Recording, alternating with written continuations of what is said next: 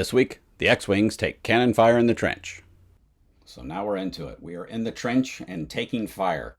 Now here is some fun in that the tower guns are going to be shooting at our X-Wings until the TIE fighters drop in and start to attack from behind in the trench. Now, if you'll notice here, since I just randomly added all of this these greebles here for my trench, you'll notice I've got two cannons here, just back to back, right on top of each other. Everything's random, but the thing is, you're going past this so fast, you're never gonna see it. So here we are, taking cannon fire in the trench. You'll notice down here, my camera is following a path. Let's see, there we are, the top view.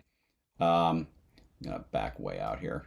It goes pretty far down this trench. It's following a path straight through the middle. And one thing I did, once I created this path through the middle of the trench, I basically used it for everything flying down the trench.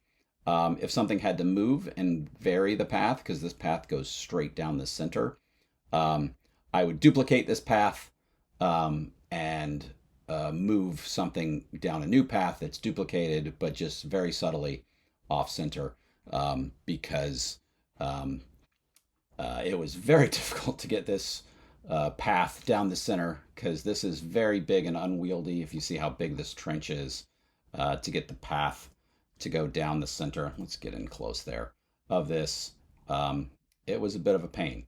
You can see the path there going through. It's pretty good. It's pretty much going straight through the center. But once I had one path, I just used this path for everything. Now let's get off of that and let's talk about the cannon fire. So the cannon fire, here comes one.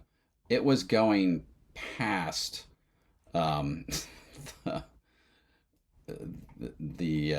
camera so fast that I didn't really move my cannon fire that much because you couldn't see it. So the first keyframe, you'll see my scale is at nothing. Then all of a sudden my scale went up to 0.001. You know my scale issues. And then it actually seems like it's not moving.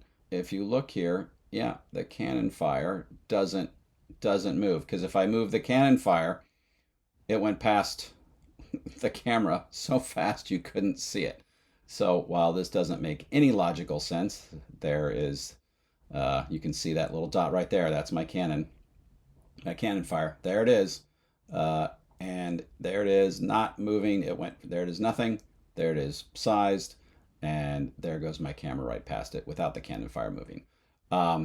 So I did that for every single shot that comes through.